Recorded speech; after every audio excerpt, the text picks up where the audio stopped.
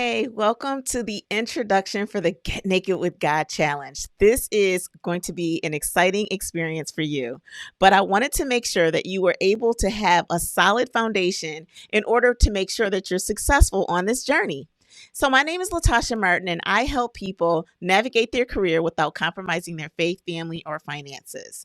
And so, you have made a decision because you're here today to understand about what do you need to be successful in the whole idea and concept of getting naked with God. So, I want to just give you a few pointers so that you can make sure that you're in the right place and you are excited. Now, some of you still might be kicking around the idea of, well, what does it mean to get naked with God? Well, what it means is that you're going to have clarity about what is it that I want next, or what was it that God created me to do occupationally. And what I believe is that when you're doing the work that you were called to do, it's never a struggle to get up in the morning, even when things are not going great. So the introduction for the Get Naked with God challenge, it establishes you understanding that this process is really about you carving out time to be honest with yourself and to spend time and not answer with it's the niceties, but you really want to dig deep. And so as a part of this, the scriptural reference that I have is it comes out of Genesis.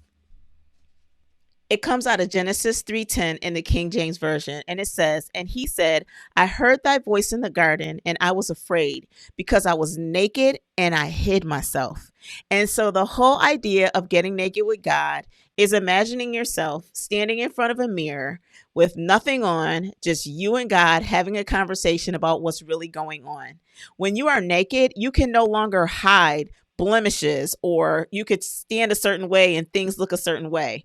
There's so many people that go through life that way. They wear a mask, and in these days, they literally wear a mask. They wear a mask about, things are well and everything is good, and things are not good. So, in order for you to get the most out of the Get Naked with God challenge, I want to encourage you to take this time to just be honest with yourself. I want you to pray before you even begin this whole process and ask God to reveal to you when you're saying there's something missing or you're not really sure about what's next in your career, that He can show and reveal some things to you. And I don't want you to say what could be, or you're too old, or you're too young, or you have too much education, or you don't have enough education. None of that matters for this experience, because this is what I know about God.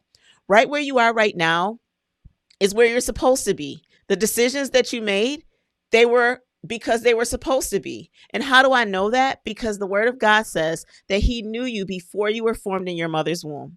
And so if we can use that as our foundation for this whole idea of getting naked with God, then you will have an amazing experience, a transformational experience, and you will have clarity. Now, let's just say that you're listening to this Get Naked with God and you're saying to yourself, well, I don't necessarily want to focus on my career, but I still want to have the opportunity to get naked with God because there's some other areas of my life that are unsettling.